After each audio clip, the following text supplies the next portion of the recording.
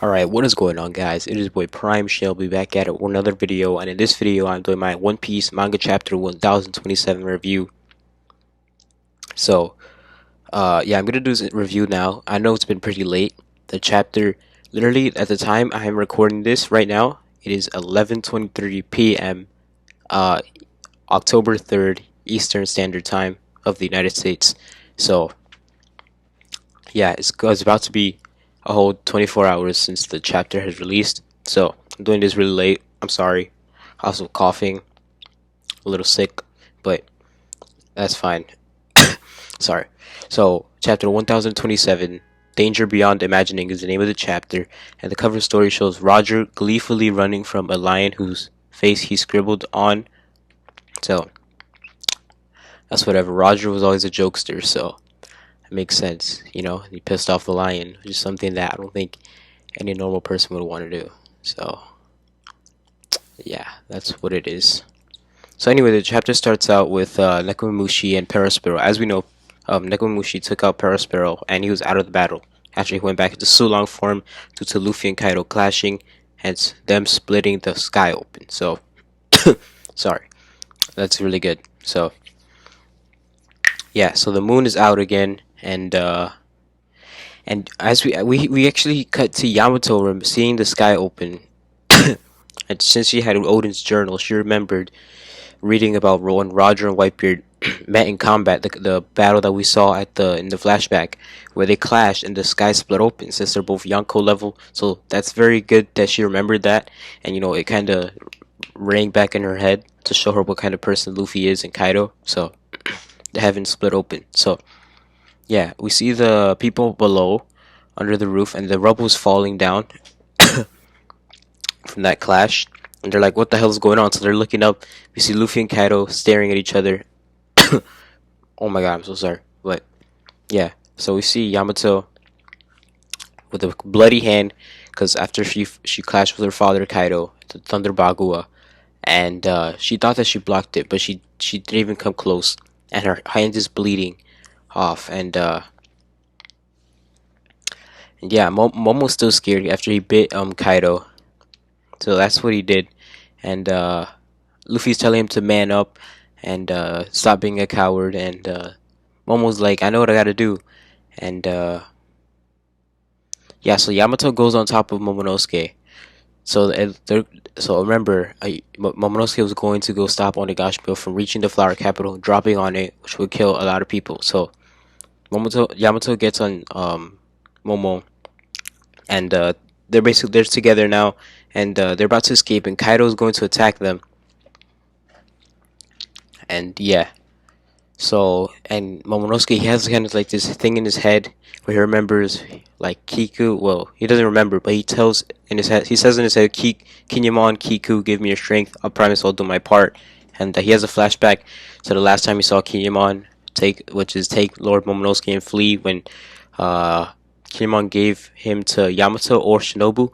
I can't remember at this exact moment, but yeah, so as we said, Kaido's gonna attack him, but Yamato holds him back, blocking his attack as Momonosuke runs away. And Luffy, he jumps from behind, he wraps his legs around Kaido's neck, holding him back. And yeah, as he's holding back, Yamato Yamato tells Luffy like you're probably gonna want to fight him himself. As we know, Luffy wants to defeat Kaido himself.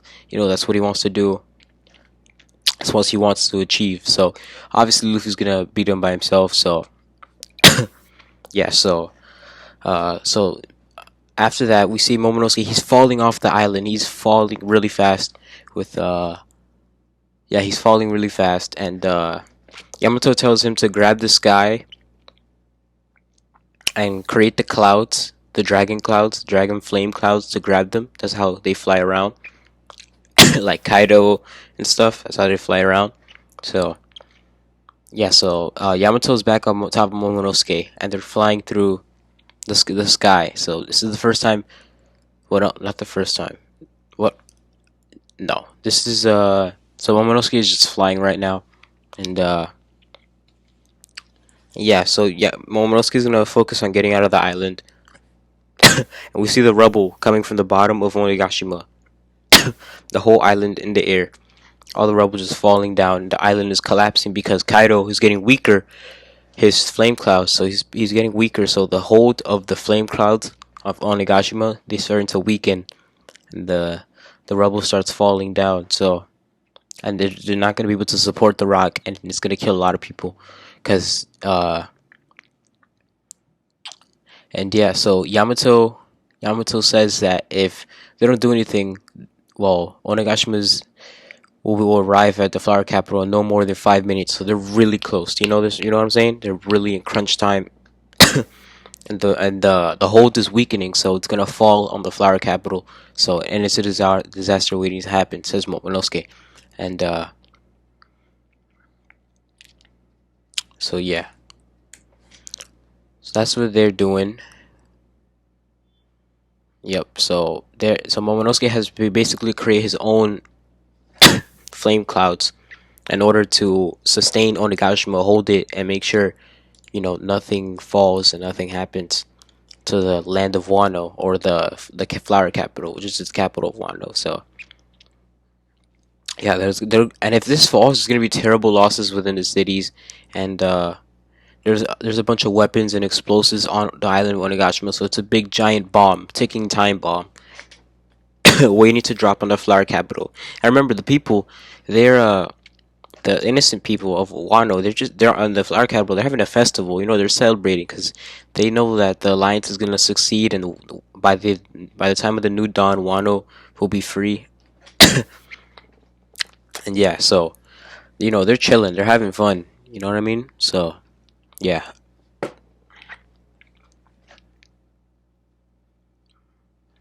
So yeah, Luffy and Kaido, they're clashing, but we need to get to the big thing.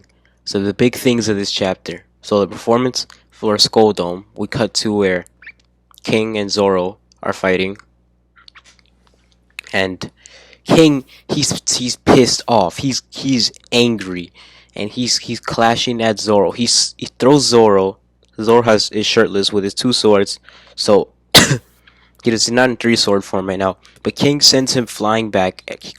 Zoro crashes through a wall, and he gets caught by basically Frankie, because Frankie was on the other side of whatever wall he got thrown at. So Zoro catches Frankie, and so yeah, Zoro looks like he's having a rough time with King. I'm not gonna lie. It'll reveal why King is so pissed off at Zoro. So yeah, so King is really pissed off. Zoro has been struggling a lot, and yeah, so Queen's right next to King as he's attacking Zoro. As he sliced Zoro, he pushed him. He barely shot him through a wall. So yeah, and it is revealed that Zoro damaged King's mask. So he damaged some of King's mask, and King is really pissed off King. So, and Zoro says, "No wonder he snapped. After all, nobody knows what King's face looks like." So, it is believed that he is a Lunarian, or Lunarian, however you want to say it. A race that we learned from Marco, which is a race that lived on top of the Grand Line before the Celestial Dragons, and many years ago, and they're said to be extinct, and King is the only one. So I don't know. It shows better when at the end of the chapter, but we'll get to that. So I'm sorry, losing my train of thought. King, he goes in with an attack called Imperial Archer. He goes in straight up at Zoro. He has his wings out, his long demon wings, feathers, bird wings, demon bird for feather wings, whatever. So he goes in, Imperial Archer. Zoro blocks it. No, yeah, Zoro blocks it. He blocks the attack. This also sends Zoro flying. So Zoro, he's just taking hits. He's on the defensive.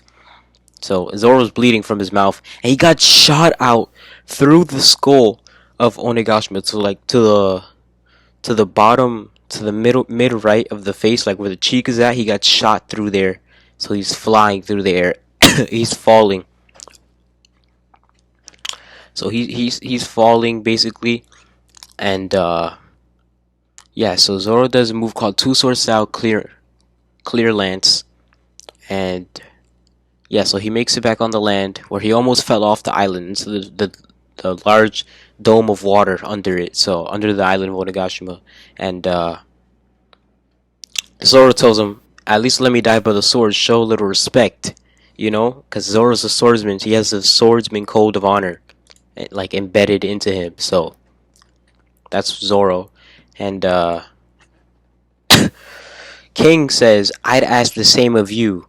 But what we see is, as we know, King's mask has a lot of horns on it, and it's like very metallic. It has a lot of metal, but we see one of his horns to his left side, is like cut off, like it's missing a piece, kind of like Whitebeard Marineford, how was missing some of his mustache, his horn, and we see on the left side of his forehead, like at the top of his skull, it's the armor is broken, and we see like a vein, like it looks human on the panel, which is the final panel of the chapter, and it's like a vein with white hair.